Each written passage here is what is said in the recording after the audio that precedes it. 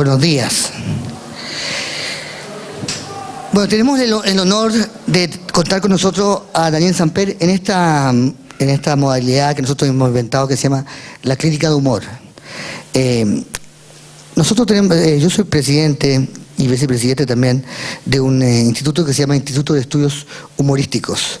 Este instituto no tiene otro objeto que estudiar algo de lo que hay muy poca teoría, y nosotros no queremos añadir teoría al humor, sino que nosotros buscamos justamente conocer la gente que practica el humor y entender cómo se practica, y de alguna forma mostrar el gran abanico del humorismo en todas sus formas, y sobre todo las formas que tienen que ver con nuestra facultad, que es facultad de periodismo, de literatura y de publicidad.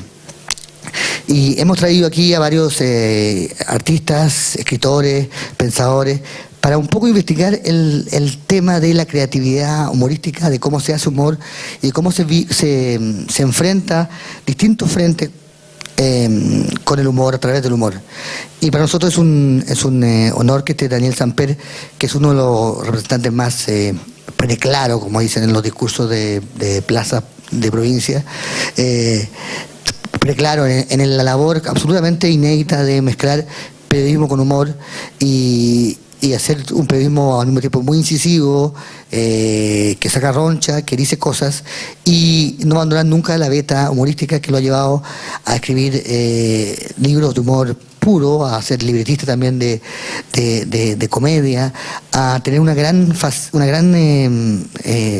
cantidad de facetas que vamos a tratar de investigar acá, de las que vamos a querer hablar acá y conversar, para que de alguna forma podamos conocer esta experiencia absolutamente propia e inédita, y es un honor tenerte acá. Y la idea es que esto sea una conversación lo más informal posible, lo más libre y amplia. Y claro, yo podría empezar a preguntarte por qué y cuándo se te mezcló el humor con el periodismo, o fue al revés, el humor estaba antes y el periodismo vino después. ¿Cómo fue esa mezcla en ti? Bueno, primero estoy muy contento de estar aquí. He admirado mucho a Rafael siempre, a pesar de que es amigo de un hijo mío espantoso, por el cual ya he sufrido varias persecuciones, no digo en Colombia, que todos los días, sino incluso ayer en Santiago. Entonces yo te aconsejo de verdad, deja esas amistades. Estoy dejando. En serio, tú estás en una edad en que te puedes perder o salir adelante. Bueno, elegí el padre, me fui. Me parece que no es tan... Eso es peor. Me parece que no es buena idea. Pero bueno, de todos modos, no, en serio, muy, muy contento de estar aquí en la universidad. Además muy agradecido. En algún momento mi mujer dijo, tiene que decir esto. Estoy muy agradecido con el embajador. Sí, me dijo. Yo en realidad no estoy agradecido con el embajador, sino con la señora del embajador, que sí es un encanto. La señora del embajador sí me atiende para el desayuno. El embajador duerme a toda hora básicamente, y yo cuando lo veo ya está montado en un Mercedes-Benz muy cómodo, pero me pone en el puesto del atentado. Es siempre, no, ahí es, no, en Chile se usa que usted vaya ahí, me dice. Es el sitio donde en Colombia siempre son los atentados, entonces, pero ahí estoy y lo disfruto y lo agradezco mucho.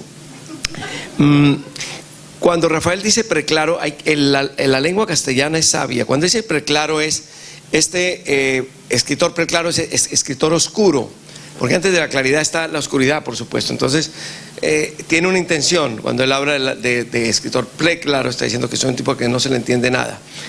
Y para estar a tono con esto, responderé tu pregunta, pero antes voy a hacer una historia rápida de 3/4 de hora del humor.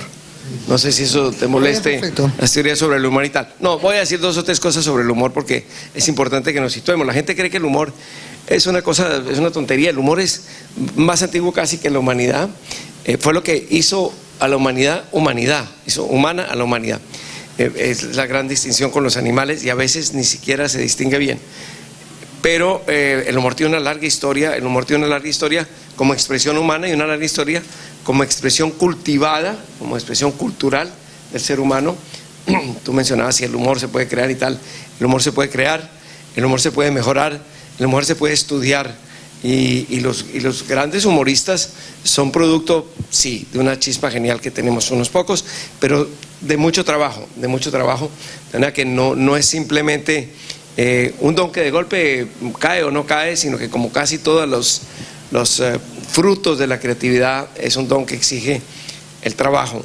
Decían amigos míos que son músicos y cosas que yo admiro mucho, decían que sí, que las musas existen, pero que es bueno que lo agarren a uno trabajando, ¿no? Lo mismo pasa pues con el humor, ¿no?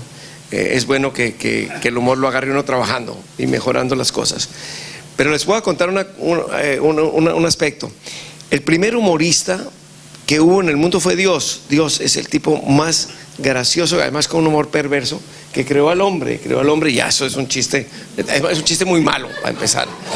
Pero es chistoso, es decir, si uno se pone a ver las cosas que Dios le puso al hombre, de verdad que tiene que tener muy mala leche, como decimos los españoles para eso. Es decir, no sé si hay menores aquí de edad, pues, pero no. Es decir, ¿cómo sitúa determinadas funciones por el mismo huequito? Eso es absurdo, de verdad. Se confunde mucho, aumenta la población y tal.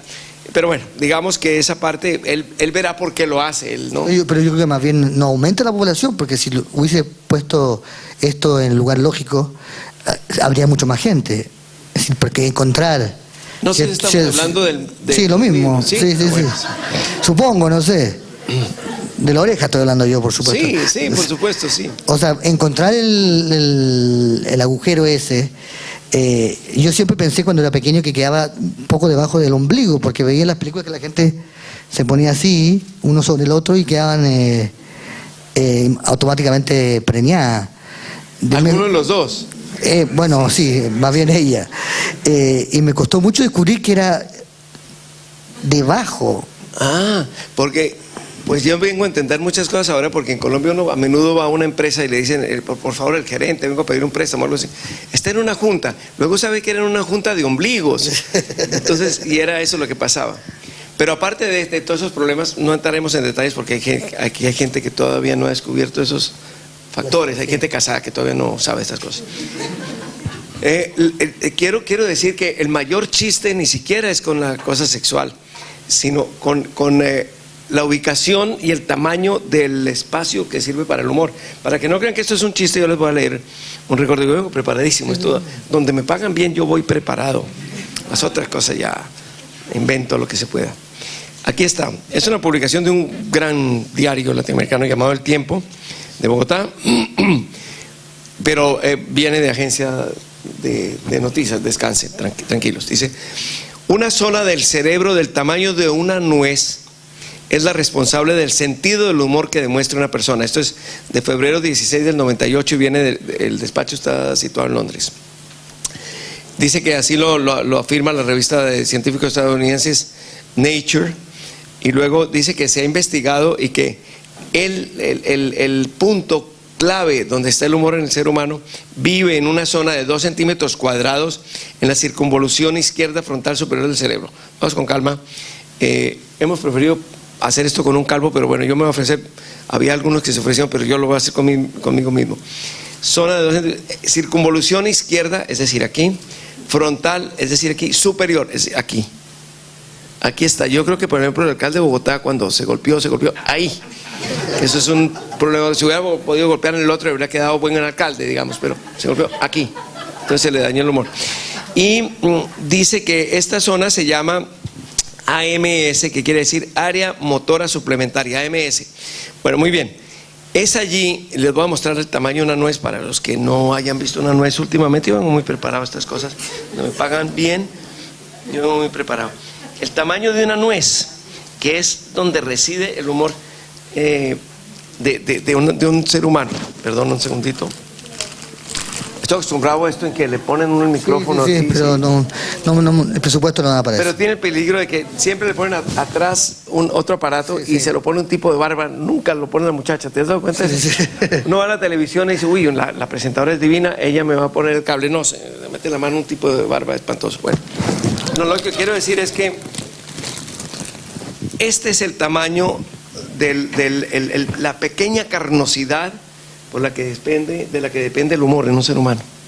Esto, es decir, en un tipo de 1,90 m y 100 kilos de peso, esto es lo que responde por el humor.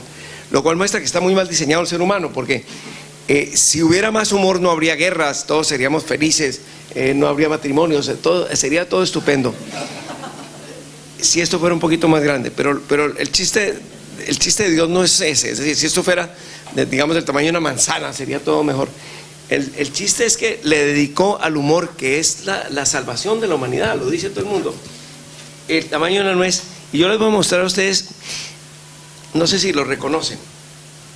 Agarra aquí. No, este es el lado que puedes coger, sí. Esta es una reproducción fiel del sistema, del aparato digestivo. No puede ser que un ser humano tenga todo esto en aparato digestivo. No agarren eso, no. Este es el aparato digestivo, 12,5 metros de boca a zapato, digamos, ¿no? Esto para hacer lo que sabemos, por Dios. ¿Cómo puede ser que Dios le dedique tanto espacio, tanto tiempo? Además le da vuelticas, lo aumenta de tamaño, lo acorta, mete cosas raras, el estómago está ahí metido, uno no sabe por qué. Y cómo empieza y cómo termina para eso. Y en cambio, puedes dejarlo ahí que ya. Sí, ya. Sí. En cambio, el humor depende de esto. Y eso no es nada. Las investigaciones mías me llevan a demostrar que esta es la glándula de humor de gobernantes, clérigos, en general gente con poder, banqueros. Esta es la glándula de humor. Por favor, para que circule. El último puede quedarse con. La nuez no la doy porque esa me salió muy cara, pero el garbanzo sí. Eso demuestra lo mal diseñado que está el ser humano para el humor. Pero sí esto ha servido mucho para el humor. Esto grande, sí, es un gran motor para el humor. Sí, y a veces su fruto se parece a lo que escriben algunos humoristas también. Claro, sí. O sea, tú decías ahora que no te querías sentar en el asiento del atentado. Sí. Tú vienes de un país, naciste en un país, viviste en un país, escribes en un país que ha vivido años de fuerte violencia, de fuerte guerrilla. ¿Cómo se vive, cómo el humor y el periodismo pueden convivir con ese estado de alarma, donde hay un asiento en el auto que se llama el asiento del atentado? Mira, yo creo que a Colombia, en el medio del horror que hemos vivido desde hace muchos años, Colombia es un país que es posible que sea violento, pero es persistente, es coherente, es decir, somos violentos siempre. Nuestra historia es una historia muy larga de violencia y hemos sido fieles a ella, es decir, siempre somos violentos. En esa larga historia lo que ha salvado al país es su humor, básicamente. Su humor, yo diría que de alguna manera su inteligencia, porque tener humor es tener inteligencia, pero el humor colombiano se mantiene. Tú vas a cualquier parte de Colombia, a mí me sorprende porque vivo hace muchos años en España, el humor español digamos que es distinto. Sí, bueno, parece que una nuez muy chica, sí. No entraría yo de esas definiciones porque como español me molestaría mucho pero el humor español es distinto. El humor español es a una sola banda, es decir, ta y ta, y ahí te ríes o no te ríes. El humor colombiano es distinto, forma parte de esa gran escuela o sensibilidad, mejor, de humor que se llama el mamagallismo. Sí. Deja de rascarte, Rafael, porque de verdad, bueno. Esto estoy sacando la nuez. Bueno. La acomodo. No es ahí, es de este lado. El mamagallismo, que es hablar aparentemente en serio, sí, pero estar tomando el pelo. García Márquez hizo inmortal la expresión mamagallismo, aunque esa expresión nace en Venezuela en el siglo XIX, eso está investigado. Es una manera de sobrevivir. En Colombia, sinceramente, hay mucho humor. El colombiano es una persona con mucho humor a pesar de toda la violencia y tal, y eso es un poco lo que salva al país. Yo te diré que he tenido experiencias muy cercanas de humor y violencia, las dos, y voy a citar a una persona por la cual nunca he votado, que es mi hermano, que en fin, ostentó un cargo ahí importante. Fue el presidente Samper, sí, pero no quiero para aclararlo. Sí. Bueno, pero él de verdad le hicieron en un momento a un atentado muy grave. Fue hecho a un directivo del Partido Comunista que murió en el atentado, y a él lo hirieron gravemente. Y las cosas que él decía, es un tipo muy gracioso, ¿no? Tiene sentido de humor. Sí, así fue su presidencia, sí. Pero bueno, las cosas que él decía cuando estaba enfermo han sido de verdad ejemplo de lo que se puede hacer para sobrevivir. Yo voy a contar un par de anécdotas. Había un senador que después murió también de muerte natural, es decir, lo mataron en Colombia, que era el senador Cristo. Ustedes se acuerdan, un senador liberal muy afecto a mi hermano. Mi hermano estuvo agonizando como 2 meses, tendido en una cámara de cuidados intensivos, ¿no? De auxilios muy, muy sofisticados. Y estaba prohibido el acceso, allí no podía entrar nadie, entraba pues mi cuñada, yo entraba y tal. Y logró el senador, que lo quería mucho y por eso logró colarse y entrar. Y entonces Ernesto, mi hermano, permanecía siempre como en la nebulosa, muy sedado, porque además tenía que estar con el abdomen abierto por una infección. Esto es terrible, pero al mismo tiempo es la vida real, ¿no? Y en un momento dado, entonces, yo lo voy a repetir con palabras de él, ustedes me van a excusar a mí, pero yo soy periodista, yo no puedo tergiversar lo que digan los personajes, eso tú lo entiendes. Entonces, en un momento dado, él dice que oyó que le decían, senador, era senador en ese momento, senador, por favor, soy Cristo. Y dice, hijo de puta, me morí.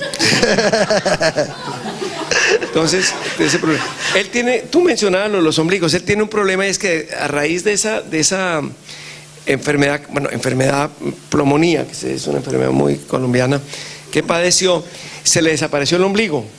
Uno nunca sabe cuándo está de frente y cuándo de espaldas, y ha tenido problemas de espaldas justamente, pero porque no hay ombligo. ¿Tú cómo sabes? Bueno, a partir de digamos, aquí en la cintura, después sí, pero, o no mucho tampoco.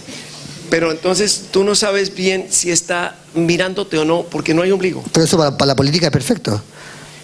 Bueno, a él le pasaban cosas en las espaldas, pero digamos, lo del ombligo hace mucha falta. Uno nunca se da cuenta lo del ombligo, sino en 2 circunstancias. Cuando quiere saber si alguien está de frente o de perfil, y es muy útil, también lo recomiendo mucho a los aficionados a la televisión. Yo soy muy aficionado al fútbol, como el embajador de Uruguay, a ver fútbol por televisión. Es muy bueno llevar apio a la cama, y echas la sal en el ombligo. Vas comiendo, sí, parece feo, pero es muy, muy práctico. De modo que yo lo recomiendo mucho el ombligo. Ernesto no ve televisión porque no puede. No le gusta el fútbol por eso. Entonces, bueno, pero eso, con eso te digo, no, que ya poniéndome sumamente serio, no. A Colombia le ha salvado el sentido del humor. Generalmente he tenido sentido del humor para ver la realidad. Generalmente he tenido sentido del humor para darle la vueltica necesaria para que la realidad no duela tanto. Y generalmente he tenido sentido del humor incluso para hacerse autocrítica, sin lo cual no puede haber humor. Sin autocrítica no hay humor. Yo reconozco, por ejemplo, el actual presidente también tiene sentido del humor. El anterior no tenía mucho, ¿no? El anterior... No, ese tipo no tiene ningún... Yo creo que es que él tuvo un problema cuando se cayó de un caballo y se golpeó en la zona frontal esta, ¿no? Entonces yo creo que ahí quedó. No, él no tiene ningún sentido del humor, muy poquito sentido del humor. Santos tiene sentido del humor, y la prueba es que ha dicho algunas cosas graciosas, y que no quiero traer a colación aquí, pero ha tenido sentido del humor y sabe... algo lo conozco y sabe que el sentido del humor es indispensable, no solo para gobernar, sino sobre todo para vivir, ¿no? Pero, ¿y a ti el sentido del humor te ha ayudado? Siendo periodista y tener un hermano presidente debe ser muy difícil, muy complicado. ¿Cómo lo viviste? ¿Te ayudó el humor en ese sentido?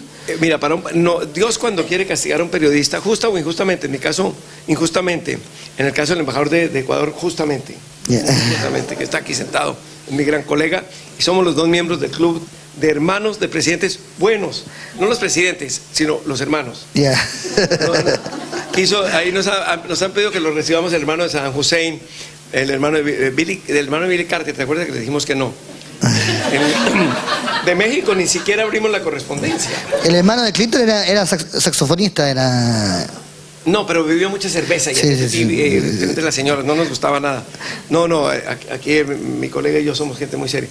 Entonces, realmente él lo sabe. Si Dios quiere castigar a un periodista, hace a su hermano político, ¿no? Y ahora Enrique, el hermano del presidente Santos, que ha sido mi compañero entrañable durante 50 años de periodismo, y hemos llevado unas vidas paralelas, solo que él se consigue las chicas atractivas y a mí me toca mi mujer. Enrique ya está viviendo y yo me comunico mucho con él y me dice, ahora entiendo lo que usted me decía. Me dice, sí, ser hermano de presidente es una tragedia para un periodista. Yo dejé de ser periodista en Colombia, seguí siéndolo en España, que es donde vivo hace muchos años. Cuando fue elegido candidato del Partido Liberal, dije, un país que elige a mi hermano candidato del Partido Liberal, no puede ser, no es serio, pero bueno. O sea, te autoexiliaste. ¿Ah? ¿Te autoexiliaste o ya vivía en España antes? No, ya vivía en España, me habría autoexiliado en ese momento. Ya. No, ya vivía antes en España. Pero entonces ahí ya resolví que no volvía a Colombia por un tiempo y durante 2 años de la campaña, 4 del gobierno y 2 más dejé de escribir. Durante 8 años no escribí columna, no opiné, no dije nada porque creo que es imposible. Es imposible y el lector tiene todo el derecho a desconfiar de lo que uno le diga, ¿no? Entonces, otro que echamos fue el brasileño, ¿te acuerdas, no? Que lo echamos. Porque ese sí escribía, pero escribía contra el hermano, porque el hermano había tenido el mal gusto de acostarse con su mujer. Eso en familia no puede ser. Es decir, si uno tiene un hermano, pues que se acueste con su mujer. ¿Para qué son los hermanos? Claro, por supuesto. Por supuesto. Entonces, él tampoco lo recibió. Pedro se llamaba, ¿te acuerdas? Queríamos que fuera la mujer, no fue. El caso es que durante todos esos años dejé de escribir. No, yo digo cosas que parecen chistosas, pero son ciertas. Dejé de escribir porque es imposible que a uno le crean que teniendo una cercanía con un tipo muy poderoso puede ser independiente. No puede serlo. Yo nunca comento nada de mi hermano, salvo el domingo pasado, pero porque en una emisora dijeron que yo había escrito algo pensando. No, yo tuve un problema con una emisora y resolvieron, además exprofeso, castigarme atacando a este pobre hombre, al que no tiene ombligo. Y eso me parecía una injusticia, es decir, es una canallada, hombre. Métanse conmigo, hombre, ¿no? Porque tú habías hecho un comentario en la radio que no gustó y criticaron a tu hermano. Exacto. Qué cosa más rara. Sí, entonces me puse de pie y... Porque ustedes no tienen opiniones políticas parecidas, tu hermano y tú, ¿no? ¿De qué? ¿No son políticamente parecidos tu hermano y tú? No, yo, es decir, digamos que él es un poco como de centro. Ya. Y yo estoy mejor. ¿Mejor? No voy a decir cuál es mi digamos, mi afición o mi vocación política, pero vengo de visitar la tumba de Salvador Allende, entonces ya. Eso les da una pista. De derecha, entonces, evidentemente. Puse un clavelito ahí. Hombre, una cosa que me llamó la atención, se lo digo aquí a mis compañeros chilenos, es increíble, yo nunca había tenido una idea de la dimensión del ego de los dirigentes de fútbol, y eso que yo fui dirigente de Santa Fe, el mejor equipo del mundo, el embajador que es imparcial lo sabe. Santa Fe es el mejor equipo del mundo, es tan grande que no le interesa ganar campeonatos. Es un equipo, un señorío, una cosa, no ganamos campeonatos, para eso está el Barcelona, para ganar todo está el Barcelona. Santa Fe mira, calla y sonríe. Bueno, dejó de sonreír el año pasado y fue campeón y somos campeones actualmente. Pero entonces yo fui dirigente de Santa Fe y en un momento dado también no fui de la selección Colombia. Entonces esto es verdad y lo saben los colombianos aquí, porque Belisario Betancura, aterrado por el hecho de que la mafia de la droga colombiana se había apoderado de varios clubes, nos llamó a 4 individuos por encima de toda sospecha y fuimos los directivos de la selección Colombia para que no se arrimaran los mafiosos. Pero bueno, fui directivo de la selección Colombia, fui directivo de Santa Fe, conozco el ego de los directivos de fútbol, pero hoy en Chile tuve la mejor idea de lo que es eso. Es más grande, tengo anotado el nombre, me perdonarán si hay parientes de él, es más grande ¿cómo se llama? El mausoleo de un dirigente de fútbol de apellido Abumor que el de Salvador Allende. No me digas, por favor. Es una cosa, está al lado del de Allende, pero lo opaca. ¿No has visto eso? Sí. The Clinic tendría que tener allá un corresponsal. Un corresponsal, en la tumba, directamente, todos los días viendo. Es más grande el de dirigente de fútbol que el de Salvador. Y además va creciendo. Y ya tiene rejas, tiene miedo de que lo roben. Es un poco el espíritu. Bueno, es que hay gente que tiene miedo de lo que hace. Sí, pues, yo no quiero comentar sobre eso porque soy un extranjero. Imparcial. También has hecho tu periodismo de investigación, has hecho periodismo de denuncia. Los periodistas de investigación que yo conozco son las personas más carentes de sentido del humor que yo he conocido. Son gente que cree que la verdad está en alguna parte o que hay que ir hacia buscar la verdad y que cualquiera somos de duda resulta ser para ellos como casi una ofensa. ¿Cómo te barajaste tú en ese mundo? No sé si esto nos impida que vaya gente mañana a la no, sobre... yo creo que ayuda. Es que donde ya vaya la mitad de estos ya estamos mal. Bueno, no, yo he tenido distintos ejercicios periodísticos. He sido, y es de lo que más me precio, reportero. Porque yo creo que el periodismo es reportería, así como los edificios se construyen sobre ladrillos, El ladrillo es el reportero. Mañana me vas a oír esto, no digas que ya lo había dicho. Sí, no te preocupes. Bueno. Y el editor es el sistema nervioso del periodismo, lo que son los cables por donde circula la electricidad, internet, todo, ese es el editor. Los directores son el tejado, puede haber tejado, no haber tejado, eso ya no importa mucho los directores. ¿Son los cables o son el enchufe? Para seguir tu metáfora. Son la terraza donde están los enchufes. Ya. Pero realmente la base es el reportero y el sistema nervioso del editor, y he sido las dos, y realmente lo que básicamente soy es eso, periodista. Pero en el ejercicio periodístico he tenido ocasión de escribir columnas de humor. Tengo una columna de humor desde hace no sé cuántos, 25 años, en una revista de tiempo que se llama Carrusel, y he hecho periodismo de investigación. Al final me costó tener que salir de Colombia, y escribo editoriales internacionales en el tiempo, y escribo una columna básicamente política, bueno, básicamente, pero de todo, los domingos en el tiempo. Yo creo que el secreto, y eso lo adiviné en ciertos grandes autores que te mencionaré, es, uno puede hacer todo eso, pero tiene que saber cuándo no se mezcla. Para hacer el trabajo periodístico de investigación éramos profundamente rigurosos, ahí no había las libertades que uno se puede conceder como humorista, digamos, no, era de un rigor absoluto, siempre lo hacíamos. Mañana me dirás esto, tú no vas a ir mañana al final, porque, no, sí voy a ir, sí. Bueno, pensando que hay un juez sentado un juez chiquito sentado encima de tu escritorio, que tú dices una palabra y te dice, ¿dónde está la prueba? Aquí está la prueba. Ese es el espíritu con el que hay que trabajar el periodismo de investigación, y la redacción del del trabajo investigativo es con ese espíritu. De ahí en adelante, si tú puedes probar cada palabra que hay allí, ya le puedes poner, o le debes poner un poquito de agilidad, un poquito de amenidad, hasta donde se pueda, pero no es una columna de humor.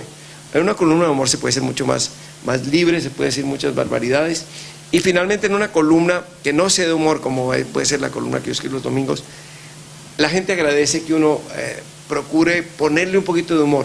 Hay dos tipos de humor, el humor como resultado final de un trabajo, que es lo que hacen los humoristas de verdad, los humoristas como tal, lo que hacía Art Buchwald. Yo no sé si Art Buchwald se conoció bueno, Art Buchwald era un humorista que trabajaba para que la gente leyera eso, llevaba un mensaje, si no es un bobo, pues, ¿no? Pero era un humorista. Pero sí. Hay otros que escriben con humor, y cito otro que puede ser conocido aquí, por ejemplo, que es Manuel Vicent, el del País, que escribe con mucho humor. Manuel es un tipo muy buen escritor, muy humorístico, pero no es un humorista exactamente tal. Quizá Millás lo sea, del País también. Entonces, es diferente. Cuando se utiliza el humor como lo que decía John Irving, el novelista norteamericano, como aceite de la maquinaria, y cuando se utiliza el humor como producto final de la máquina. Eso debe resultarse extremadamente difícil de hacer. Yo lo he hecho, pero resulta como un trabajo difícil, cuando uno está escribiendo algo para hacer reír. Tú lo has escrito en Dejémonos de Vaina, has tenido que hacer ese trabajo, escribir cosas pensando en cómo es la mecánica. Mira, cuando uno escribe para hacer reír, obviamente siempre tienes una idea sobre lo que es el mundo, sobre lo que es la sociedad, sobre lo que es la gente, sobre lo que es el ser humano, y eso se trasluce, no es simplemente contar chistes, porque lo más fácil es contar chistes. Se reunieron un alemán, un francés y un colombiano, y no sé qué, siempre gana el colombiano. Pero inventar chistes no es fácil. ¿La qué? Contar chistes es fácil, pero inventar un chiste no es fácil, ¿no? No es fácil. Y hay pocos inventores de chistes. Yo conozco algunos, pero ese es otro. Me vuelven a invitar, yo cuento esas cosas. Bueno, el caso es que una cosa es el chiste y otra cosa es el humor, que es una visión que se da sobre la realidad, pero a partir de convicciones. Yo no cambio, digamos, mi manera de ver la sociedad ni mi manera de sentir el país cuando escribo humor que cuando escribo relativamente en serio. Sigo siendo el mismo. Utilizo mecanismos distintos, así como duermo con una pijama muy sexy que nunca llevo a las fiestas para bailar, bailo con una ropa especial que tengo para bailar. Es decir, es un traje distinto, pero sigo siendo el mismo, lo mismo cuando escribo. Y en esa materia, ¿cómo diferenciar, cómo no equivocarse? Uno siempre tiene, como periodista, como escritor, tiene sus ídolos, ¿no? Yo tengo mis ídolos, y mi máximo ídolo, por lo menos en esa materia, es don Francisco de Quevedo, ¿no? Quevedo es el tipo que con la misma mano escribió los más hermosos sonetos de amor que hay en la lengua castellana, los más bellos sonetos metafísicos, es decir, sobre la condición del hombre, sobre la condición de la ruina, sobre la condición de la decadencia, y los más graciosos sonetos o poemas escatológicos que se conozcan, ¿no? Claro. Es decir, parecería que no fuera el mismo, es el mismo, porque en esa época no existía, y también se puede ver en Cervantes, en Lope, las cosas que escribieron esos tipos eran de esa naturaleza, es decir, o una especie de aproximación al ser humano extraordinaria, como es la del Quijote, pero también mezclada con otra serie de elementos. Las páginas escatológicas de Quijote son extraordinarias. Ellos no tenían este problema de que o usted escribe sobre humor o usted es un tipo serio en política. Eran pluridimensionales. Esta unidimensionalidad es un invento nuevo, nuestro, contra la cual yo, pues, modestamente me rebelo, pues, y procuro, lo que sí trato es de no utilizar los instrumentos inadecuados. El cirujano, hay cirujanos que son aficionados también a la electricidad, pero nunca tratan de arreglar un enchufe con un bisturí, y nunca, mucho menos, abren a un paciente con unas tenazas. Es decir, saben que cada cosa tiene su instrumento, ¿no? Claro, pero que veo justamente es el humor como una especie de arte de espadachín. Siempre está como con una espada, y su humor es muy buscando un objetivo. ¿El de quién dices? El de Quevedo estoy hablando, de Francisco de Quevedo. Porque él es espadachín incluso en la vida real. Claro, y estaba, ese es un tipo de humor, y hay un humor cervantino que es más, digamos, con menos duro y más universal. Más tierno, sí, más comprensivo, más tolerante. Claro. Quevedo era profundamente intolerante. Su humor era intolerante. ¿Y qué? ¿El tuyo cómo lo verías tú?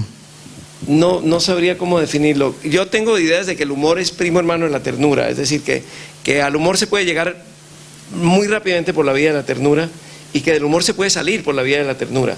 También tengo clara la idea de que lo opuesto al humor no es la seriedad, sino la solemnidad, ¿no?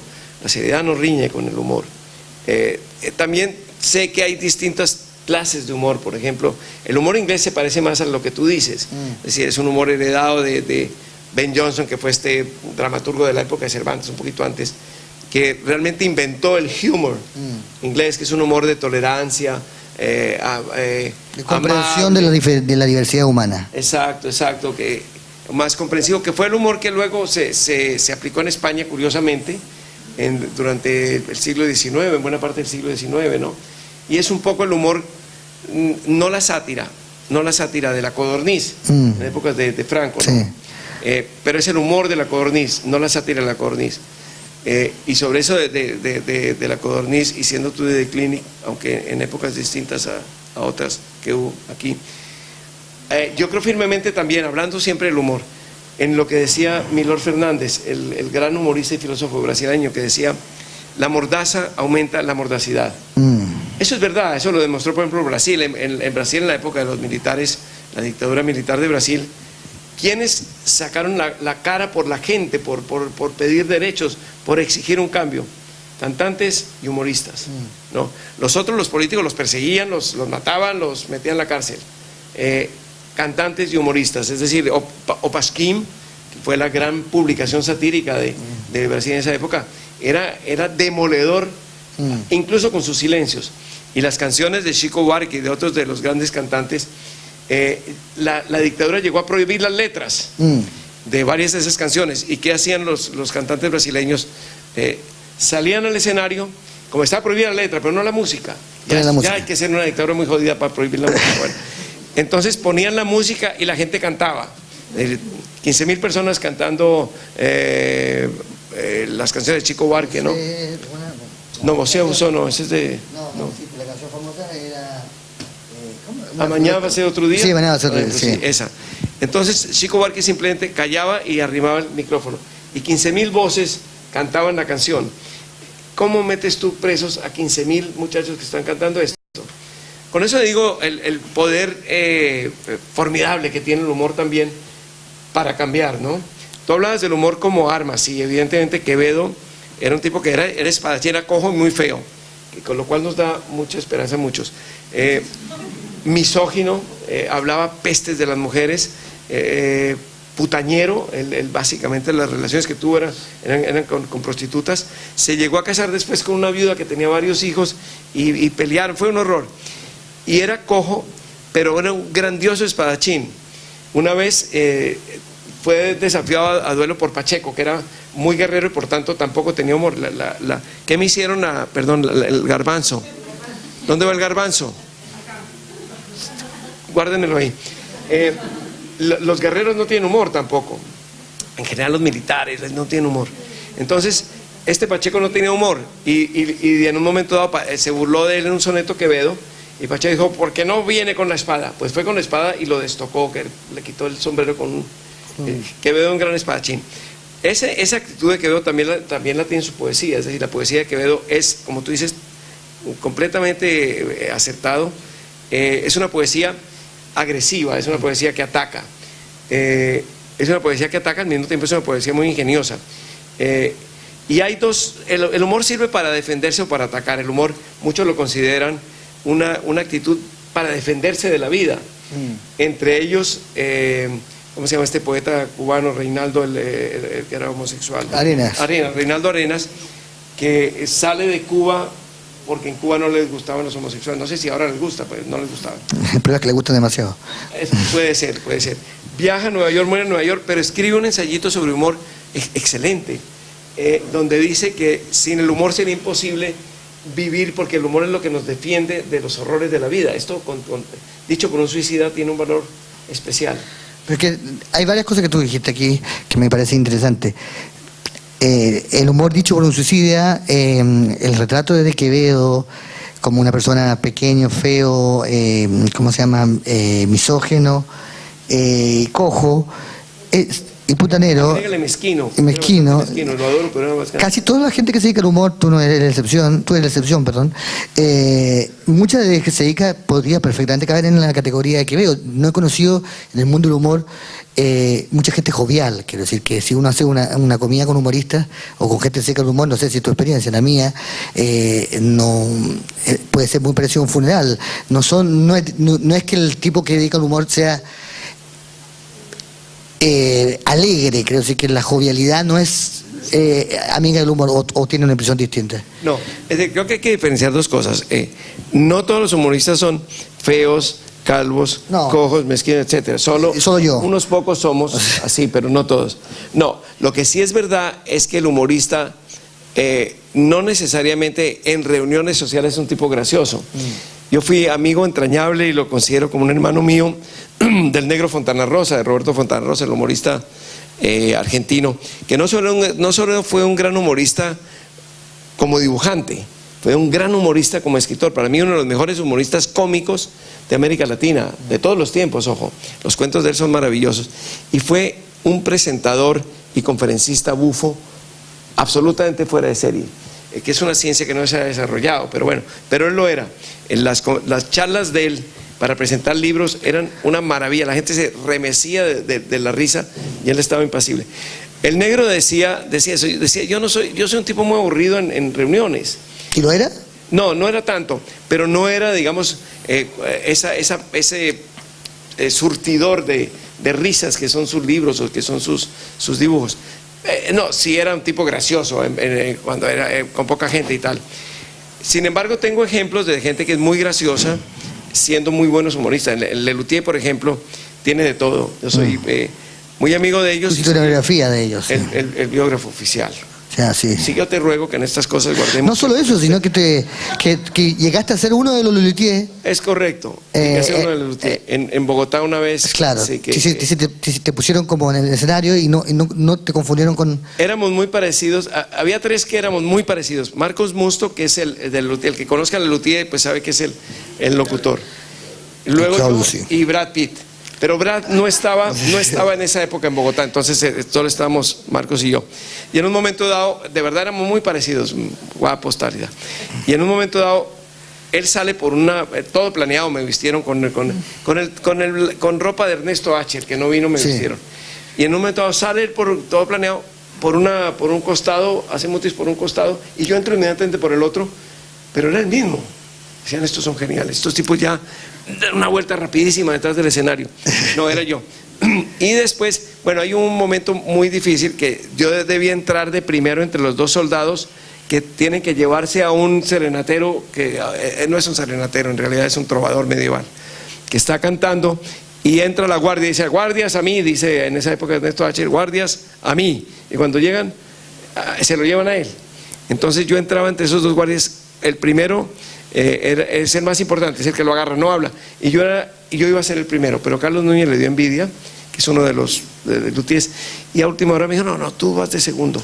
Ahí se frustró mi carrera teatral, porque yo hubiera sido otro luthier. Pero la base de los luthiers, eso es lo que le enseño a mi alumno, es la seriedad, es la solemnidad de la música clásica, del ambiente de la música clásica, que ellos destruyen totalmente haciendo broma en parodias. Sí, pero es... Porque, claro, muchos de mis alumnos ponen música cómica, se disfrazan cómicos, se ponen muchos colores. Les digo, de eso solo puede salir llanto, porque si uno ve a alguien que quiere hacerte reír y no te hace reír es muy patético. Pero al parecer parece que el secreto, creo yo, de los luthiers y de mucha gente que hace humor es justamente partir desde la solemnidad e infectarla de un virus extraño que uno podría llamar humor. ¿Qué opinas tú de...? Sí, el género de la parodia es eso. El género de la parodia es un género muy agradecido cuando la gente conoce el modelo.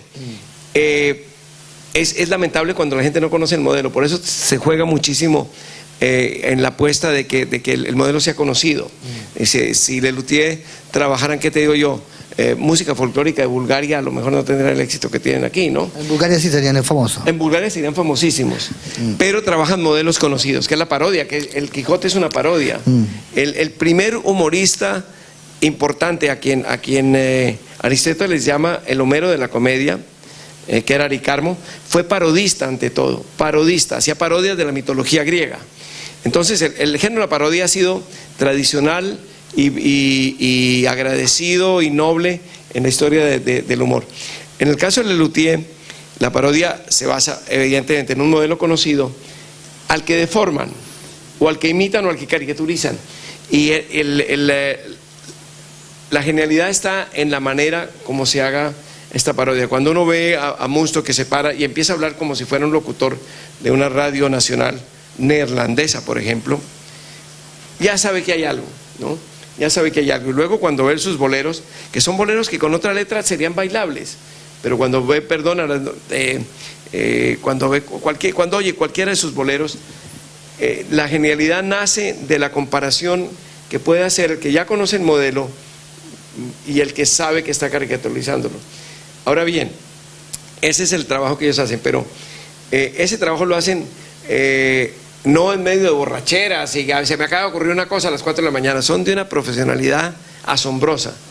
Se reúnen como se reuniría un grupo de neurocirujanos, trabajan con la seriedad de un neurocirujano, están dotados para crear humor, es decir, tienen un don especial para eso, pero el don no vale nada si no se le trabaja, y lo trabajan muy bien, son de un rigor absoluto. Antes tenían una norma y era que solo pasaban o los chistes o las canciones o los, vamos a usar una palabra extranjera, sketches, que aprobaban todos. Después ya se relajó un poquito eso, pues con la edad todo se empieza a relajar y ya lo hacen por mayoría, pero sigue siendo. Hay cosas que ellos rechazaban que eran maravillosas, pero ¿cómo fue rechazado esto? Y que nunca llegaron a presentarse porque había un voto o dos en contra, y son obras espléndidas.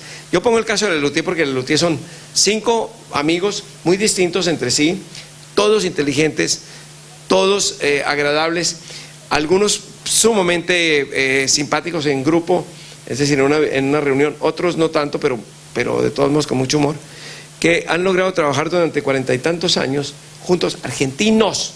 Sí. Estoy hablando de argentinos.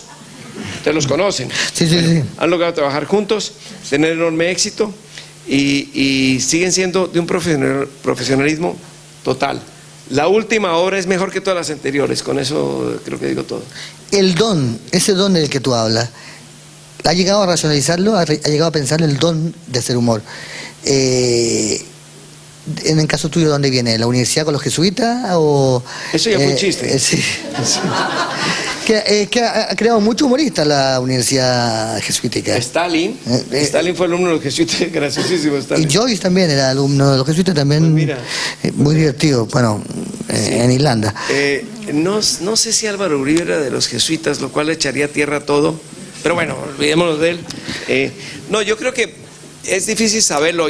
Yo tengo la tendencia a creer que muchas cosas son heredadas, por ejemplo. Yo heredé la burricia general de la familia para las matemáticas, ¿no? Yeah. Somos burros todos, eso es una cosa muy linda. A mi papá no necesitaron hacerle el ADN, me pusieron a mí 2 más 2, dije 5, es hijo de Andrés, dijeron. Al mismo tiempo, hay unos talentos que se heredan, no sé cómo, porque el ADN y todas esas cuestiones. Por ejemplo, el talento para escribir. Yeah. Hay unos amigos nuestros que el embajador los conoce y son muy conocidos, que son la familia Caballero, que ha producido grandes escritores como Eduardo Caballero Calderón, novelista y ensayista colombiano, grandes pintores también, todos pintan, y como Don Luis Caballero, y muy buenos periodistas y comentaristas con mucho humor, como Antonio Caballero, que lo encuentra uno en la revista Semana. Sí. Bueno, todos son buenos escritores, incluso los primos de ellos que estaban dedicados al alcohol y no pasaron nunca por un colegio.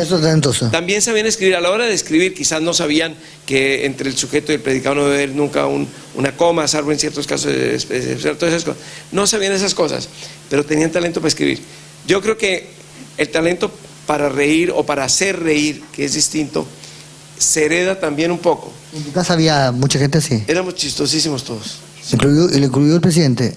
Es muy gracioso. Yeah. Es que si viera la presidencia, es que no se podía morir de risa. Bueno, pero realmente no.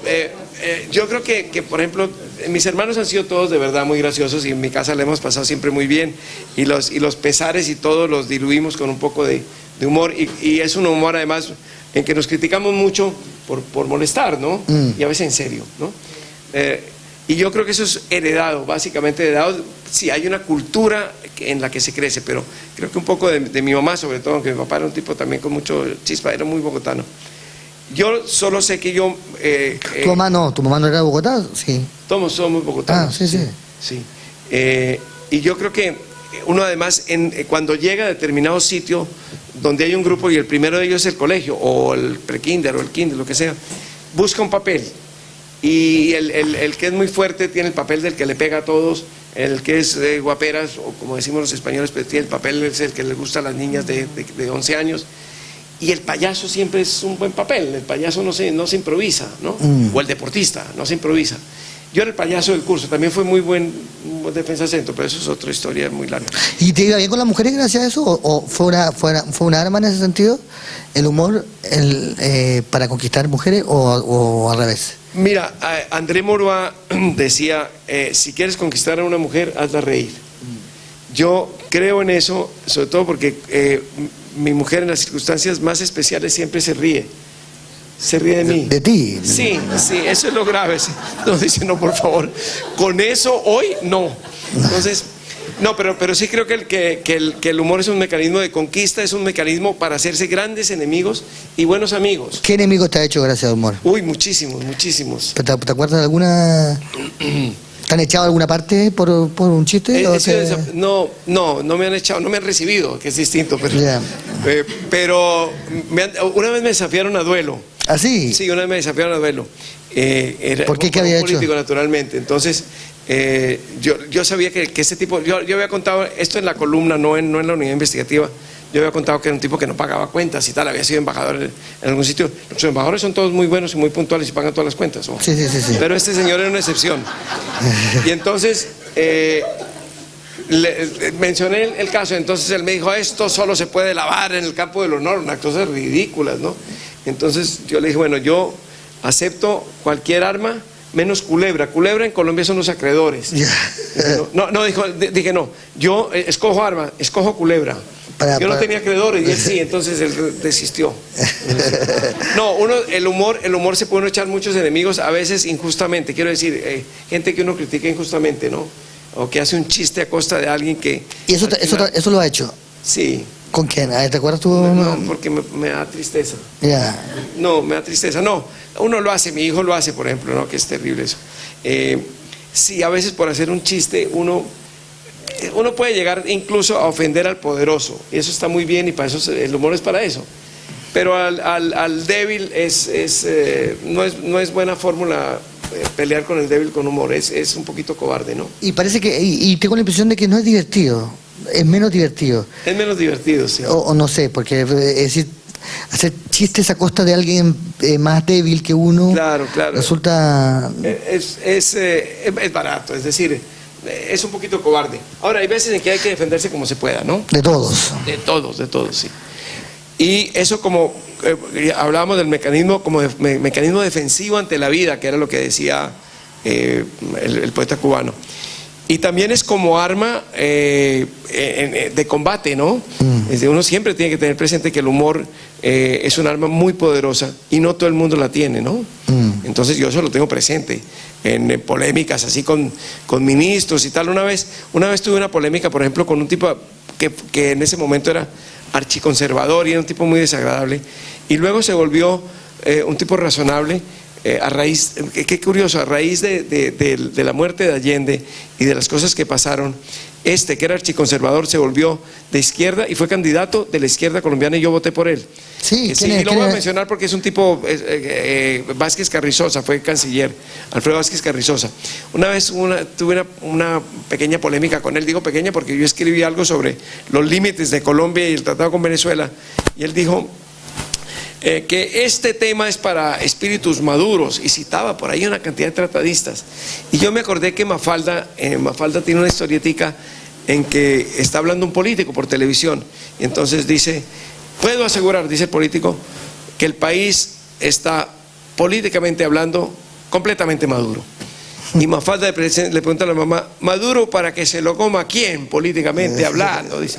Entonces yo cité a Mafalda y fue demoledor. Es decir, Mafalda acaba con Suárez y Victoria y toda esa gentuza, ¿no? De modo que el humor... ¿Y qué te contestó él? ¿Ah? ¿Qué te contestó él? Se quedó calladísimo porque era muy serio. Yeah. No, él consideraba que era ridículo que un canciller estuviera en peleas con un columnista. Eso te ha pasado, porque ese quizás es el inconveniente del periodista que usa humor, que la forma de desautorizarlo es: bueno, usted es un payaso, usted no tiene ningún... ¿Con qué cara? Aunque uno puede estar diciendo algo muy serio, o investigado, muy decalado, queda desautorizado. ¿Cómo se hace con eso? No, yo creo que uno tiene que saber que le van a decir eso. Es decir, cuando tú entras a pelear y acudes al humor, en este caso, por ejemplo, decir: es un payaso, ese tipo no vale la pena y tal. ¿Por qué? Porque el humor es una arma muy buena, y una persona, cuando tiene la posibilidad de escoger entre un libro, un ensayo serio sobre Kierkegaard y unos cuentos de Woody Allen, escogerá siempre Woody Allen, pero dirá que lea Kierkegaard, ¿no? Porque el humor, desgraciadamente, para ciertas personas no tiene prestigio, es decir, tiene un prestigio inferior al del drama o la tragedia, ¿no? A pesar de que la gran literatura, incluso Ulises, se ha hecho con humor, ¿no? Pasando por Kierkegaard, que era un gran humorista. Yo hablaba del hermano, que era un tipo aburridísimo, serio. No, Kierkegaard siempre usaba seudónimo, escribían... pues mira. Lo que pasa es que tenía un sentido de humor un poco no era tan divertido, y fue víctima... Es una historia muy divertida. Fue víctima de un diario satírico que se rió de él y lo llamó El Cuervo porque era jorobado, y eso le destruyó totalmente la psiquis. Esta publicación satírica que se burlaba de él lo volvió loco, pero era un tipo con mucho humor. Más que Woody Allen, diría yo. Voy a dejarla. Es que a mí me encantaba que tuviera dos A's juntas, que eso pues, Lo que pasa es que el humor danés es difícil de entender. Sí. Yo tuve un entrenador del Barça que tenía dos A's juntas, que era Van Gaal. Sí. Pero le fue muy mal. Entonces por eso relaciono eso con humor. Pero voy a quitar a Kierkegaard en honor tuyo. Porque ¿a quién puedo poner? Kant escribió sobre el humor. Sí, pero no tenía ninguno. Kant. Hegel tiene una buena definición del humor, que dice que es la alegría súbita, es el gol. Hegel no jugaba fútbol, pero lo identifica con la alegría súbita, la risa, como producto de una alegría súbita. Dejemos a Hegel y metamos a Kant. Ya, podemos que Kant. ¿Hay Kant? Sí, hay Kant.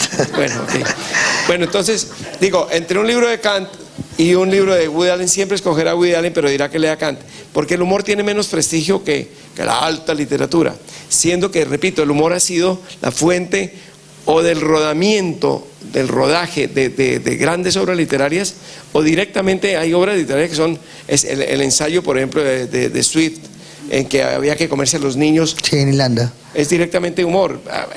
Hubo, no sé, no debería decir, pero sacerdotes que no entendieron bien el sentido de la cosa y se comieron a los niños. Yo estuve en Irlanda ahora y creo que sí se comen los niños. La comida era muy... Es muy mala. No, pero era, sí. Daban una cosita, unas piernecitas de niño, una manito. No, y puede ser que lo hayan hecho de verdad. Mencionaste el fútbol. Un mundo en que la gente carece totalmente de humor es la gente los fanáticos del fútbol son, por lo menos en Chile, no sé cómo será en Colombia, carentes de sentido de humor, el hincha. Sí, en general en el fútbol hay poco humor, hay alegría y hay risa, pero es que la risa y el humor son cosas a veces distintas y a veces hasta opuestas. La risa del loco pues es una risa triste, ¿no? El mundo del fútbol es un mundo muy raro, que yo adoro, pero es muy raro, y de verdad hay alegría, pero no hay humor, ¿no? Hay muy poco humor. Inclusive en el baloncesto pues ha habido equipos ¿cómo se llama? Los Globetrotters, que hacían humor de baloncesto. Sí. No ha habido ningún equipo de fútbol que haga humor. El Barça podría dedicarse al humor y ganar siempre con humor, pero ha sido serio. No, aquí hay varios, pero no lo saben, pero hay varios equipos de fútbol que se dedican al humor sin darse cuenta. Nosotros tenemos uno que se llama Millonarios, que es gracioso. Es gracioso, pero no lo sabe. Hay hinchas de Millonarios que protestan estas cosas normalmente, pero cuando son bien educados se quedan callados. ¿Los periodistas como gremio tienen humor? ¿Carecen de humor? ¿Cómo es tu relación? Varía, así como yo he conocido dentistas con humor, te voy a decir todo, proctólogos con humor. Eso te deben tener mucho, imagínate, sí, ¿no? Bueno. Si no, para enfrentarse a eso. Claro, hay humoristas con humor y humoristas, perdón, hay humoristas con humor y humoristas sin humor también, pero bueno, no, periodistas con y sin humor. Yo creo que lo importante es no como profesión. Como profesión es estupenda y por ejemplo, Cabrera Infante dice, a mí, por favor, defínanme como escritor cómico. Yeah. ¿No? Exigía que le pusieran el título de cómico, consideraba que era un título que era muy honroso ser un escritor cómico, pero muchos no lo consideran así. Entonces, más que un problema profesional, es un problema de actitud general ante la vida, ante las cosas, ¿no? Válida para periodistas, para amas de casa, para odontólogos, etcétera. Y es tener una mirada de la realidad que le permita a uno seleccionar aquellas cosas que son graciosas, ¿no? El humorista profesional crea humor, pero en general el humorista ciudadano, ahora como hay reportero ciudadano, pues ¿por qué no ser humorista ciudadano? Es decir, la persona normal puede tener la capacidad, si no de crear humor, y hay quienes son muy graciosos, personas, ingenieros, cosas así, puede también tener la capacidad de seleccionar de la realidad aquello que es o pintoresco o distinto. Hay muchas maneras hay muchas cosas que te hacen reír la incongruencia, te hace reír el ingenio, te hace reír el absurdo, te hace reír el exceso. Los españoles son muy de exceso, el esperpento español es el exceso, ¿no? Es la caricatura excesiva. Hasta el miedo te hace reír. Lo grotesco es el humor que produce risa, perdón, es el pánico que produce risa en un momento dado. Entonces, hay periodistas que tienen humor, pero tienen humor porque son seres humanos con una visión un poquito más generosa que los demás, ¿no? De saber editar la realidad para poderse reír de ella, ¿no? Querido público, ¿hay preguntas, inquietudes, dudas? Como decía un amigo, me decía, por favor, los que se tengan que salir, háganlo en silencio para no despertar a los que duermen. No, si están todos despiertos. Hemos sido víctimas de un amparo cultural, que en Chile somos muy buenos para hacer paros culturales. ¿Los amparos culturales? Paros, manifestaciones ruidosas. Es una forma de protesta que en vez de tirar piedra le tira ruido a las personas. Están aquí en el segundo piso. Queridos, pregunta aquí detrás.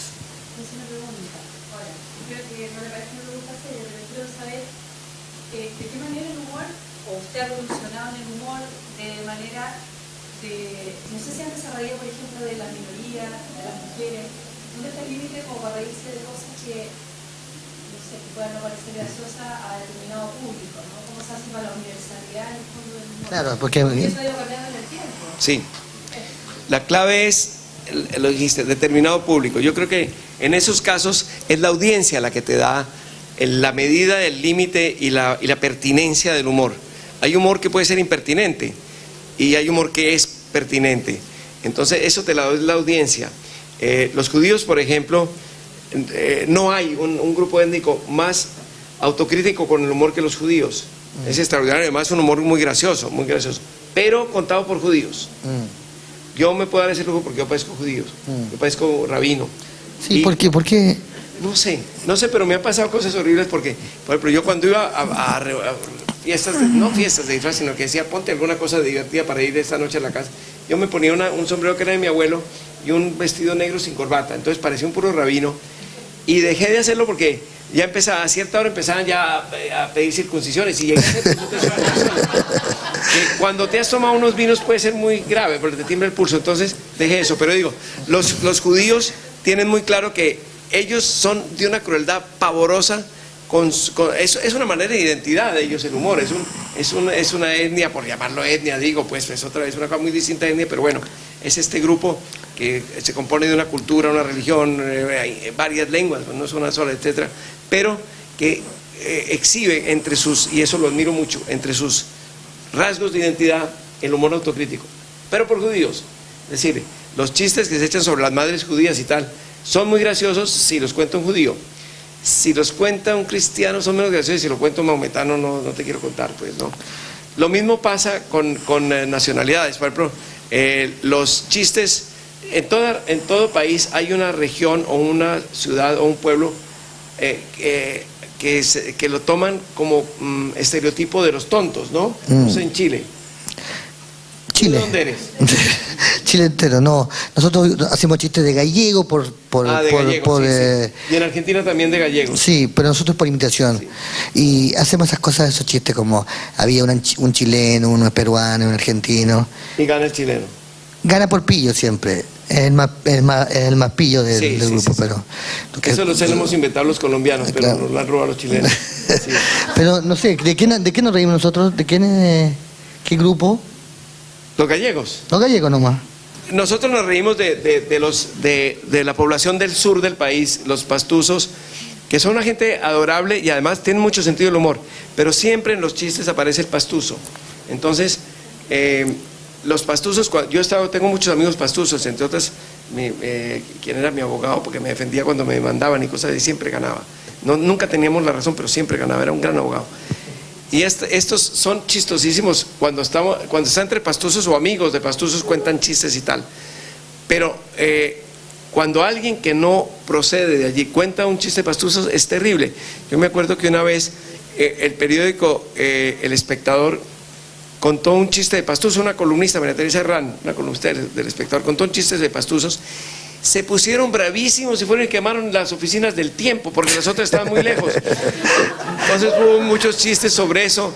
Entonces decían que el pastuzo bravo había dicho: nos han insultado El Espectador, vamos todos al Tiempo, y quemaban las del Tiempo. En fin, se prestó para muchas cosas. Y lo mejor es que los mejores chistes de pastuzos en esa época, yo tuve que ir, yo era el jefe de departamentales del Tiempo, tuve que ir a explicarles: mire, no fue el Tiempo, tomen esa caja de fósforos, vaya al Espectador. No, los mejores chistes eran los que ellos mismos decían. Todos esos que estoy repitiendo eran de los pastuzos, pero contados por pastuzos. Por eso digo que la audiencia depende. La corrección política es una enfermedad atroz y mortal, que consiste nunca faltarle el respeto a nadie. Pues acabemos con el humor, tranquilamente, ¿no? Pero yo sí creo que en algunos momentos es impertinente un chiste, ¿no? Los negros tienen todo el derecho a llamarse negros entre ellos. Yo veo las series norteamericanas y siempre se dice: hay un nigger, no sé qué cosas, pero un blanco no le puede decir a un negro nigger. En una serie ni siquiera, tampoco en la realidad, no te pinto, no lo vas a hacer en Harlem nunca. No te aconsejo. Porque hay limitaciones por la audiencia. Yo creo que es válido el humor en todas las circunstancias, quiero decir, en cualquier tema, no en todas las circunstancias, en cualquier tema, pero su ejercicio depende un poco de la audiencia a la que vayas, ¿no? Pero lo que tú dices lo de lo políticamente correcto es cada vez más, más peligroso y más difícil. Sí. No solo en el humor, incluso en la crítica. Yo siempre pongo de ejemplo los animalistas, que me parece que son uno de los grupos más peligrosos en ese sentido, que cualquier burla o cualquier crítica o cualquier discusión, los defensores de los animales, los defensores de los animales, sí. Es un grupo especialmente... Sí, es un grupo de una sensibilidad extraordinaria y muy, muy aburrido, sí. Claro, porque además defienden porque yo entiendo que homosexuales se defiendan de ataque, o que negros se defiendan pero una persona que defiende un gato sin que el gato le haya dicho sí, defiéndeme, es como ofenderse por alguien que no se ofende, porque nunca he visto un gato ofenderse con un chiste sobre el gato, pero sin embargo ellos ofenden por persona claro, interpuesta. Hay una cierta pasión por ofenderse que tú sientes que crece cada vez más por sentir que... Sí, en general los grupos, las agrupaciones de autodefensa étnicas, gremiales, etcétera, tienen muy poco humor, sobre todo con lo que tiene que ver con ellos, ¿no? Y repito, lo de la corrección política es una peste terrible. A mí me encantan por ejemplo, las publicaciones que no respetan nada, eso me parece encantadoras. Sé que las van a incendiar 2 o 3 días después, pero yo creo que todo merece respeto y nada merece respeto. Si se maneja con inteligencia, tú puedes atacar lo que sea. Y reivindico, pero filosóficamente, profundamente, el derecho a la blasfemia. No acepto que esté bien hacer chistes sobre cualquier cosa. Uno hace chistes sobre la política todo el tiempo, hace chistes sobre escritores, o critica a los escritores, pero hay de que toque la religión, porque alguien que no sabemos quién es, porque nunca se ha presentado a saludar ni nada, se molesta muchísimo, y a nombre de él, entonces salen unos señores que visten como señoras y te dicen que no puede hacer cosas. Y cuando digo eso estoy hablando de los de la religión. Sí, todos visten como señoras. Católica, sí. Cristiana, maometanos, todos. Son gente, aquí tengo varios. Son gente carente de sentido del humor. Y reivindico el derecho a la blasfemia. Hay países como Colombia donde hay normas que, si tú las ves bien, castigan la blasfemia. Claro, porque te castigan porque no crees en determinadas entidades metafísicas y las atacas. ¿Y tú has atacado a Dios, Cristo, la Virgen en algún...? No específicamente, me da un poco de miedo. Ya.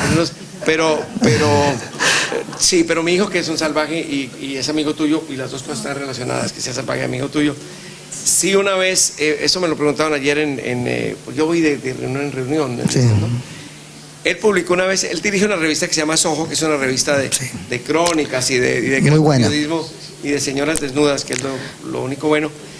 Y publicó una vez una parodia de la última cena de Miguel. Nadie sabe cómo fue la última cena de Jesucristo, eso no se sabe, pues, si estaban sentados así en serie y tal. A lo mejor estaban en... ¿Y quién pagó?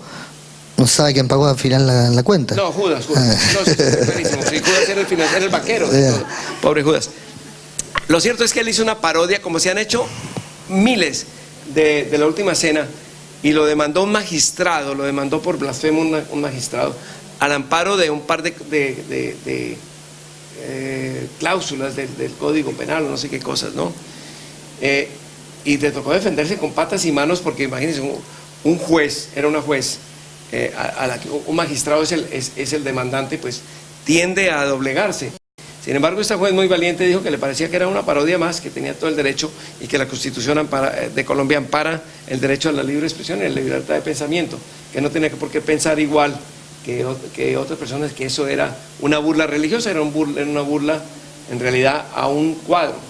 Era una burla religiosa, claro, ¿no? Yo te quiero agregar un dato sobre esto. En Chile no estamos consagrados al Sagrado Corazón, como tengo entendido que Colombia está...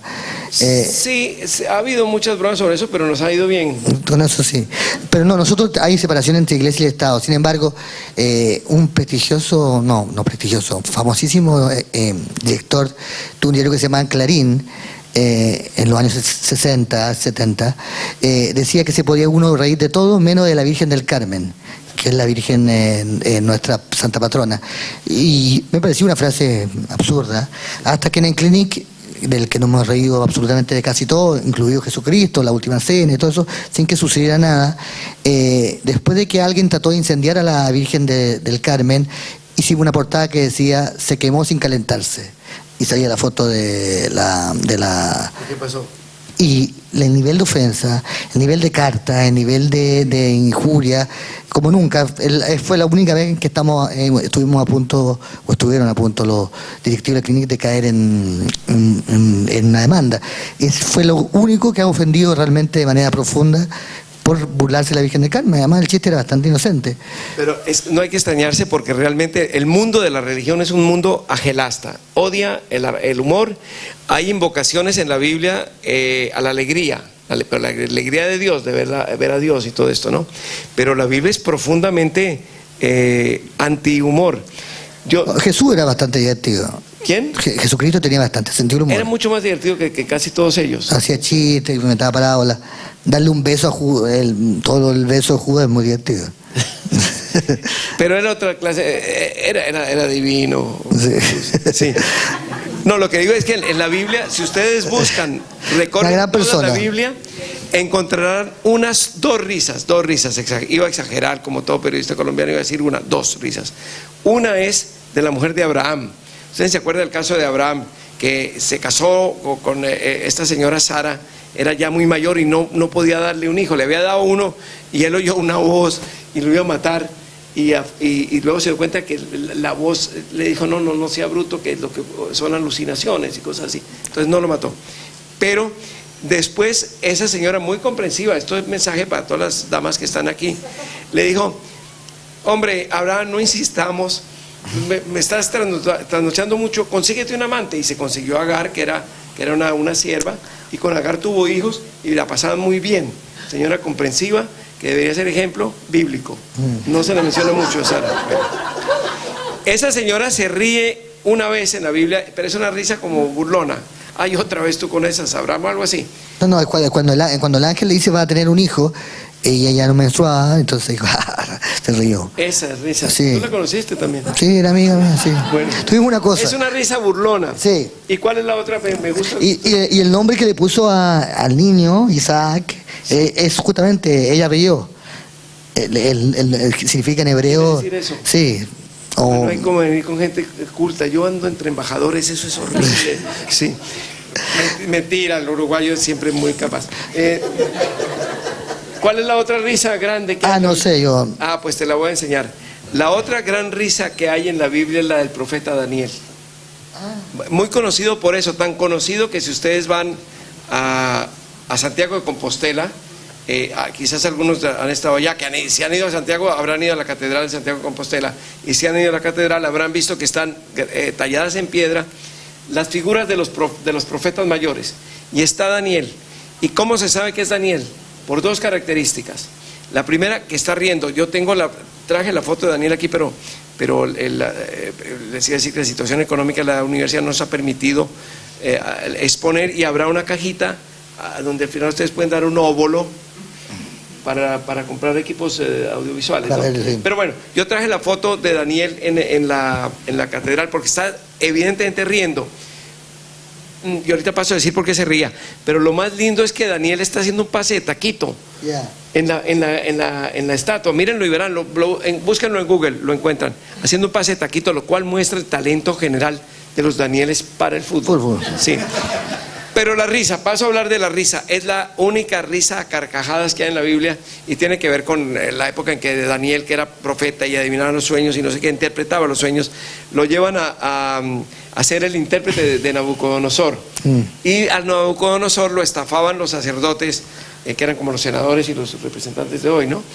Y le hacían servir, que para un monstruo que venía por las noches, le hacían servir un gran comedor con viandas y todo esto, y por la puerta de atrás entraban ellos con sus mujeres y sus hijos y comían de todo. Tenían hambre como los políticos, tienen mucha hambre en general. Entonces el rey le dijo: no, hay un monstruo que se lleva todo. Daniel le dijo: no, déjame mirar. Y luego lo que hizo fue que regó talco, pues caliza, ¿no?, en el piso, y dijo: cierren, pongan una buena comida, cierren, y el rey y yo seremos los últimos en retirarnos. Entonces le dice al rey: vamos a retirarnos, fíjese que desde aquí hasta el final hay caliza en el piso, nadie lo nota. cierran la puerta y al día siguiente entonces otra de los, no, vino el monstruo y se comió todo, se bebió el vino y tal. Dice Daniel, abramos. Abren y están todas las huellas de esos sacerdotes en la cara. Entonces a Daniel le entra el ataque de risa y le dice, este es un monstruo, y se ríe muchísimo. Esa es la otra risa que hay en la Biblia. La Biblia no se ríe. ¿Y tú crees que te pusieron Daniel por eso? No, por mi abuelo. Ah. Así que no se ría nunca. Y te voy a decir algo más que es interesante. En la Biblia está una cosa genial, que es el chiste que les hace a los judíos Poncio Pilatos. Poncio Pilatos, ustedes saben, una especie de delegado, como, hazte cuenta, un embajador de Estados Unidos, pero en Israel. En Israel, pero en Palestina, en esa época sí. Y era el que a él lo pusieron a juzgar a Cristo, ¿no? Entonces los judíos lo querían condenar por decir que era el rey de los judíos. Entonces Pilato dijo, pero mire, esto no es tan grave, no molestemos tanto, no sé qué. Y es cuando viene la cosa que se lava las manos, que me pareció muy bien, pero no les gustó nada. Entonces, con esa lavada de manos de Pilatos, le dice, pues lo vamos a crucificar, y además tú tienes que escribir por qué es su condena. Y Pilatos hace una cosa genial, y que el INRI famoso quiere decir Jesús Nazarenos, INRI, Jesús Nazarenos Rex Iudeorum, es decir, rey de los judíos. Y los judíos van y lo matan por querer ser rey de los judíos. Estaba mientras tanto estaba arriba el lema que decía que él era el rey de los judíos. Es una cosa muy complicada, pero es bastante buena. También es divertido cuando juzgan a Jesús y le dicen, usted es rey de los judíos, usted lo dijo, yo no. No, él era habilísimo para salirse de las cosas. Sí. Eso de la moneda. Sí. Y dice, dad a Dios lo que es de Dios y al César lo que es del César. No, son todos chistes. Sí, y se sale de la cosa. Claro, era muy hábil. Era divino. Parecía colombiano. No, Argentina siempre ha dicho que Dios es argentino. Nosotros, si acaso el Espíritu Santo, máximo. Señorita. ¿Quieres micrófono? No, acá grito. Te quería preguntar sobre, bueno, es como un tema de género, sobre cómo las mujeres. Me parece que, bueno, de lo que veo, de lo que más conozco yo, parece que es como tarea de hombres, a veces, ¿no? Como que hace falta más humor que salga de las mujeres. ¿Crees que es así? ¿Crees que hay una carencia? O digamos, yo desconozco como figuras así como importantes mujeres que hagan humor en Latinoamérica. No sé qué opinión tengas al respecto. Es muy buena la pregunta, y es de una sobrina mía. Que acabo de conocer. Yo le dije, por favor, dígame maestro o algo así, pero no me diga tío, dígame maestro. No me dijo maestro, pero bueno. El problema no es el humor y la mujer, el problema es la mujer. Es decir, la mujer en la sociedad ha sido relegada en todo. Es decir, salvo en el hogar, en la cocina, ha sido relegada en todo. Por eso hay países como España donde todavía a las mujeres que han estudiado medicina le dicen las médicos. No le dicen ni siquiera las médicas. Se considera que tal vez no puede ser mujer, ¿no? Y en general ha habido una relegación de la mujer en casi todo. Escritoras, pintoras, en casi todo.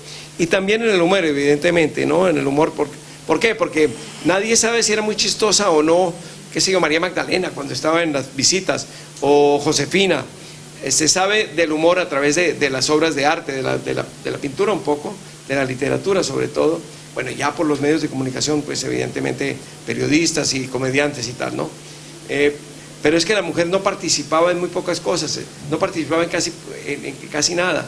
Entonces, ese marginamiento se traduce también en la creación de humor, ¿no? Pero no porque no tengan capacidad de humor.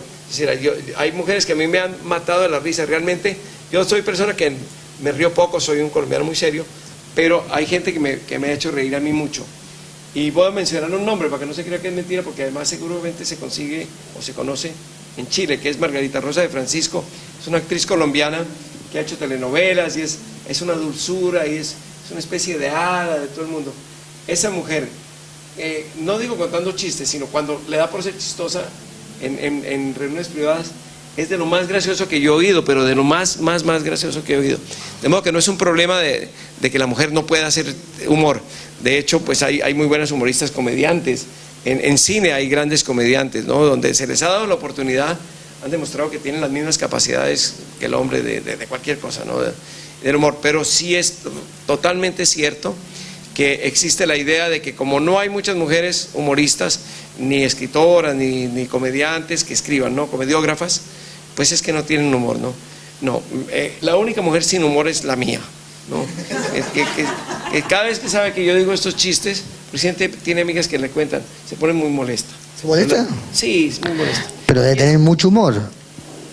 No, es muy bajita, no alcanza a tener humor. Entonces, no, mentiras, no, yo no podría estar casado, sinceramente. ¿Cuánto tiempo lleva casado?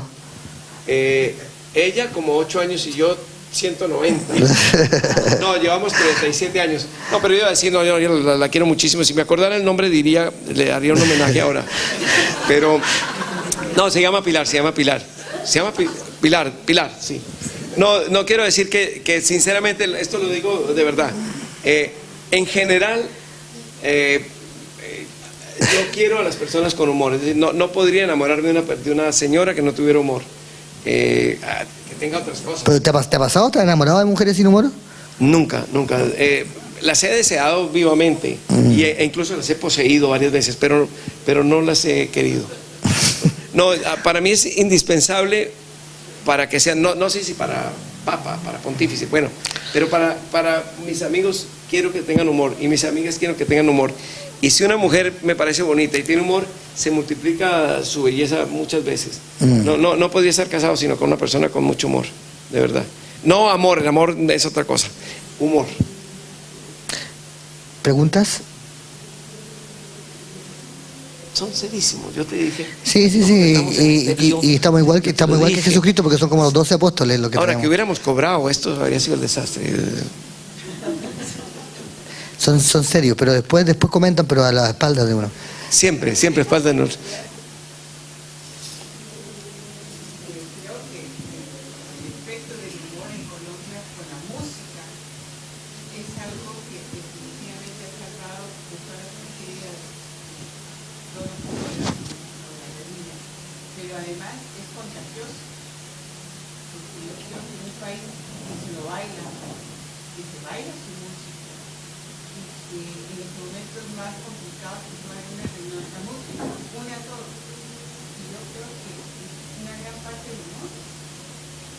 Sí, no, y hay géneros musicales, por ejemplo, se está yendo la gente, te lo dije, Rafael, por favor. Pero van a repandir la buena nueva. Sí. Hay géneros musicales colombianos que tienen muchísimo humor, por ejemplo el vallenato, lo sabe nuestra cónsul que ahora nos va a dar un pequeño recital de vallenatos, pero el éxito en muy buena parte de las canciones de Escalona, cobramos, ¿tú qué crees que estamos haciendo aquí? El éxito de las canciones de Escalona en muy buena medida radica en su humor, ¿no? El humor con que se declara a las mujeres, el humor con que cuenta las cosas. Son canciones muy originales y muy lindas porque tienen ese elemento, ¿no? Ese ingrediente del humor. Y yo estoy de acuerdo totalmente, a nosotros nos salva la cultura popular en general, es decir, el baile de salsa, el vallenato para cantar, las telenovelas, todo eso nos salva. Y también el humor. Y diría que América Latina en buena parte también la une la música popular, la une todos la cultura popular, pero también la une el humor, ¿no? Nos ponemos a mirar, Cantinflas fue, por ejemplo, no sé tanto en Chile, si... No, tuvo muchos, más el Chespirito tuvo más éxito. El Chespirito, Cantinflas, nosotros tuvimos muy buenos humoristas chilenos, por ejemplo, y uruguayos. Prepárense a reír, prepárense a gozar, porque Eber Castro ya está listo para actuar.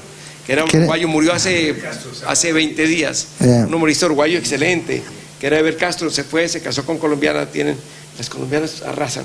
Una cosa y no sé por qué. Sí, mi madrastra es colombiana, así que. Sí sé por qué, porque son muy queridas. Ya le van a decir en mujer. Este humorista uruguayo fue un humorista famosísimo en Colombia, lo consideramos casi colombiano. El tío Alejandro, que hizo las delicias de los niños colombianos durante mucho tiempo. El mismo nuestro, Alejandro Chávez. ¿Cómo se llama? Alejandro sí, Micha Talento. Claro, el mismo, sí, también lo conocimos aquí. Claro. Lo echamos de acá para que se fuera para allá. No. Llegó hasta allá y hizo una cantidad de programas siempre con humor y con diversión y tal. Y bueno, Lelutier merecerían tener el premio Príncipe de Asturias, que no entiendo por qué no se lo han dado. han sido postulados varias veces, unen con su humor a toda la comunidad iberoamericana y muchos otros, ¿no? Muchos otros, las películas divertidas españolas son películas de todos nosotros. En fin, eso es lo que realmente nos une, ¿no? Y el humor es uno de los pegantes que nos une, ¿no? El boom, imagínense el boom sin humor. Alguna obra del boom que no tenga humor, son muy pocas las que se salvan. La ciudad de los perros, que no tiene humor, y unas pocas más que son geniales, sí, pero no tienen humor.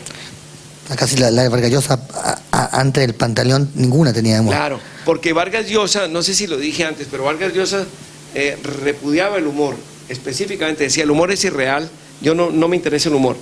Hasta que se dio cuenta, él en muchas cosas cambió, se sabe. Y se dio cuenta que no, que el humor podía ser una maravilla de ingrediente para crear. Y escribió, bueno, La tía Julia, que es fantástica, y las visitadoras, la de Pantaleón, ¿no? Yo creo que podemos dar por concluido con este llamado a la unidad latinoamericana. Sí. Bueno, muchas gracias.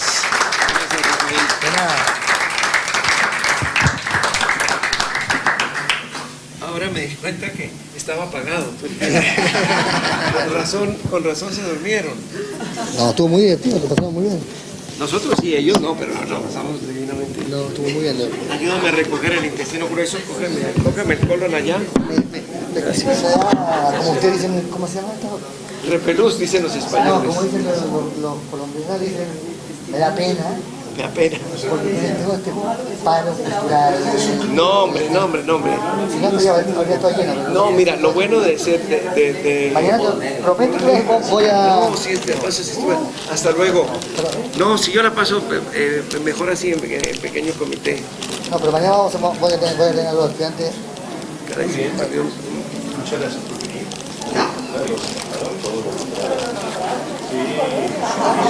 Embajador, muchas gracias.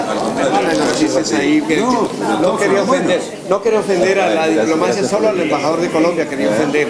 No, solo